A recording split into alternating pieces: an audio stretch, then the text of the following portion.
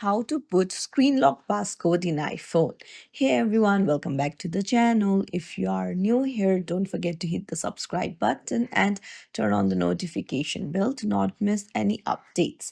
So in today's video, I'm going to show you how you can easily put screen lock password on your iPhone. Let's dive right in.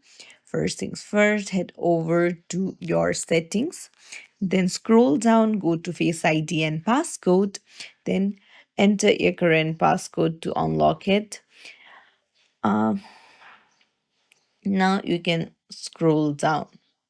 So if turn passcode like if you don't have passcode in your phone, you will be able to see turn passcode on option right here. You can just tap on it and turn the passcode on and then put in the passcode of your choice. It can be numeric, alphanumeric, or pattern. If you already have passcode, then you can just tap on change passcode and then enter your current passcode and change to the new one. So that's how it works. If you found this tutorial helpful, don't forget to like the video and subscribe to our channel for more tips and tricks. Thank you for watching.